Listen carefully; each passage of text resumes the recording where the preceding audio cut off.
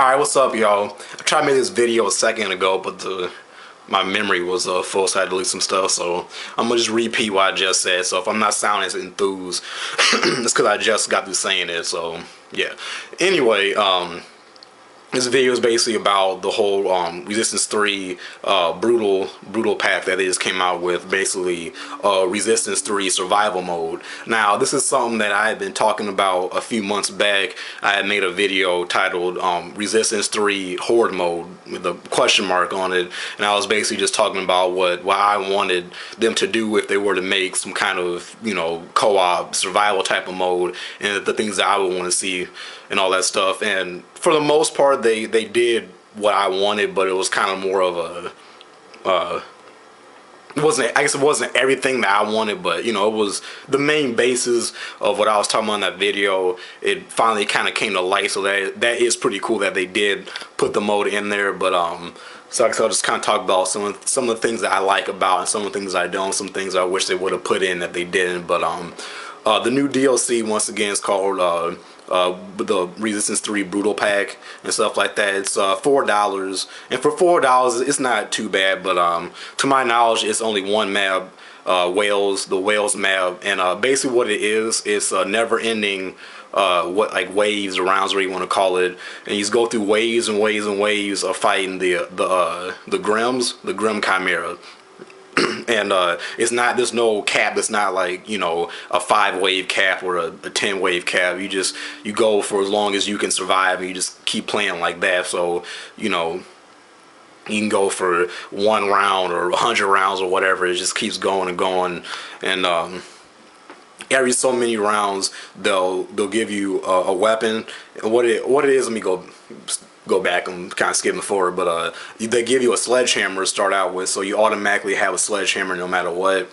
And to my knowledge, from what I read in the article talking about the DLC pack, which I'll put the link in the description to the article talking about, and I'll put a link in the description to my video when I was talking about that a few months ago and all that good stuff. But they said that I guess for all the multiplayer stuff, you'll be able to use the sledgehammer now, which I actually put the sledgehammer as one of my custom layouts in the game now. So if you're playing, you know, team deathmatch, free for all, one of the, you know, objective multiplayer modes or whatever, in the competitive multiplayer, you can use the sledgehammer and go around, you know, bust people's heads, you know, come out, bop bop, you know, all that good stuff. Come out and knock somebody's head off or whatever. So that's cool. But as far as the main survival, the DLC that they added, like I said, I'm glad that they actually did add this mode, because it's something that I've been wanting since day one, and they finally put it in there. What it is, it's one map, like I said, the Wales map. You fight a never-ending waves of the Grims. You keep going until you die, basically, and it's 2-player. It's real fun. You start out with the sledgehammer, and then I think it's every about 5 rounds or something like that, it'll say like, okay, now you have the you know, whatever, the carbine gun. I'm just throwing out a gun, and then you have to basically run around the map and try to find, you know, the carbine or the auger, or, you know, the bullseye, or the dead eye, you know, whatever that sniper gun, I think it's called dead eye or whatever. Y'all know. And they got health packs spread everywhere in the map, and after you complete every round, all the health packs respawn. So I mean, you could use up all the med packs or whatever, which I actually didn't know. And I was first playing it, and I was going through a couple rounds. I'm trying to be all tactical and be all smart, because I was playing the mode alone. I'm like, man, I don't want to use up all the health packs in the first round and then not have nothing later on I really needed. And I started thinking about it. I'm like, wait a minute, this is a never-ending you know, waves and waves, and goes on, you know, for as long as you want to play. Like, I'm like, wait a minute, these health packs gotta respawn or something like that. So I'm running around. There's this bridge, and I ran the bridge, and I remember I got a health pack, completed that round. The next wave or whatever started, you know, I went back on that bridge again, and the health pack was back there again. So I'm like, okay, so every round all the health packs respawn and stuff like that. Like I say, every so many rounds they'll give you a gun. You don't automatically just get the gun, but you have to go and find it. which kind of adds to the whole, survival thing, I guess. So you go out and you find the marks, or the marksman, or the carbine, or whatever, that weapon that you just got. And they had this kind of like combo system thing, so to speak, where every time you get a hit, a counter or start counting on the left side of the screen, and as long as you're not getting hit, it won't start over. So you hit one enemy or kill them. Actually, my bad. You get the kill them, not just a hit, but every time you kill one of the Grims, it'll go 1, 2, 3. So it'll keep counting the deaths of all the Grims, like the combo deaths, where you want to call it. As long as you're not getting hit and you're killing the Grims, it'll keep getting higher and higher. And I think it's every 10 deaths in a row, whatever you want to call it. Every 10 deaths without getting hit, or killed, I should say, not deaths, because you're not dying, but every time you kill a Grim and you didn't get touched, every 10 you get health back, and I think you get some ammo back and stuff like that too. So it kind of makes you want to kill these Grims without getting hit, so you can get that combo up. So you might be running low on health and you're running around trying to find a health pack and you can't find one, you know what I'm saying? And you start killing a whole bunch of Grims back to back to back to back, you'll start getting health back. So that's kind of cool. And then I believe you're playing the 2-player, and if you're down, your friend can revive you, just like in the campaign. So you got that. You're by yourself though, and you die, you just die. But those are ways to get health. Obviously, getting the health pack, or getting 10 kills in a row without getting touched, and all that good stuff. So that stuff's cool. Now those are all the good things. That's basically the whole DLC pack. In a nutshell, or whatever. Now, some of the things, not necessarily bad things, but things I wish they would have done. But I understand it's $4, and I think this is the first DLC that they actually charged for. The other packs that they came out with were free, so can't really complain too much. But I wish it was 4-player co-op instead of 2, because they could have done a 2-player split screen, but it could have been 4 players altogether, so you could have had 2 people on one system and 2 folks in another system, or any kind of combination, something like that would have been nice. It'd been nice if they maybe had 2 maps instead of 1.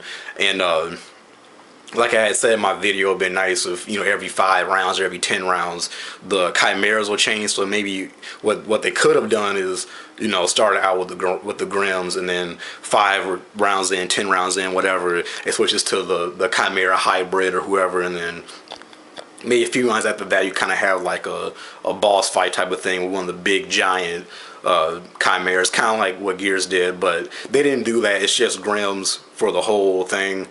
You wave after wave after wave, it's just a bunch of Grims. And I believe after so many rounds, more Grims start coming out, and it does get a lot more intense and a lot tougher. So it's not like it's just 5 Grims round 1 and it's 5 Grims round 55. It does get more difficult and stuff like that, so which makes it fun, because you're running around trying to find ammo, trying to find health, killing all these Grims. It's definitely fun. The music is really good. I'm not a big fan of heavy metal. I do like some rock music, but I'm not a big fan of heavy metal. Excuse me, I'm throat's kind of like a sore throat, sick.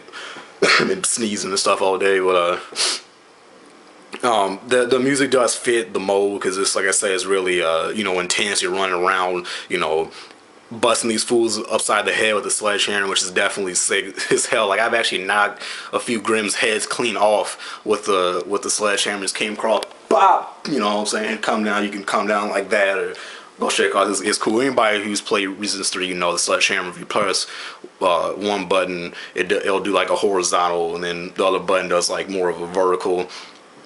And you can like straight like knock these fools back. It's definitely good like that. But back to the negatives, I guess, which is not really many. But I wish there would have been more variety with the chimeras. Maybe at least 2 maps and 4 players instead of 2-player. But at least they did offer co-op. That would have been dumb as hell if it was just 1 player. Something else that kind of made me mad is with as far as the online co-op goes. It's not like some Call of Duty Zombies, for example, or really any type of online, horde mode type of thing. You can't just join random people. So if somebody else was, searching for somebody to play with online, you guys can't link up. There's no option to just find another person, you have to either invite someone off your list or play 2-player. So if nobody on your list has a game, or you don't know nobody to come over and play it, split screen. Man, excuse me. You're basically gonna be playing it by yourself because you can't just join one other person, which once again I think it would have been nice if it was 4-player, because they probably would have added it then because more people, and I don't know, but either way, 2-player, 4-player, I wish they would have had it where you could link up with anybody, so you don't have to rely necessarily on someone on your list, because the game didn't sell that much. I wish it would have sold more, because it is a decent game. The competitive multiplayer could be better, but the campaign is good. This new survival mode is pretty fun, but a lot of folks on my list anyway, they got rid of the game, or they just don't have it. So I was playing by myself, but it does have split screen. You can play it online, but you gotta have somebody else on your list that has the game too. And hopefully they bought it new, or they bought the online pass, because they can't play it online. But besides that, and the lack thereof, chimeras and the map, stuff like that, as far as the core experience of the game, the gameplay and all that stuff, it's definitely fun. But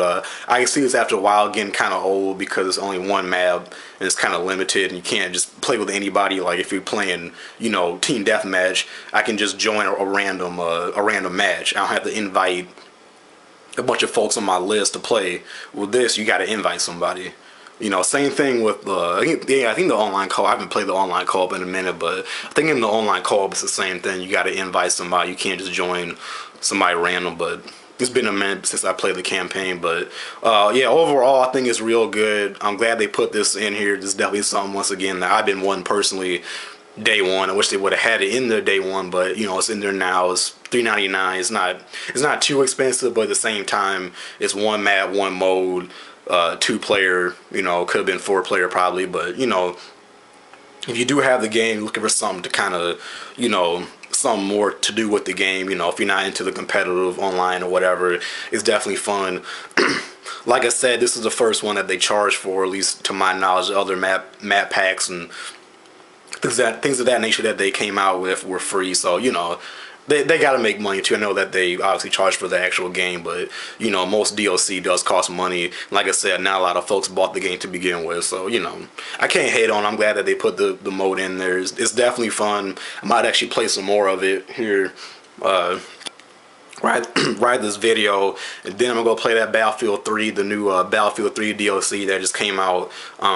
Next week is coming out on 360 and PC, depending on when you're watching this, but it's what's the day? December 6th. I ain't know what the day is, and that damn shame.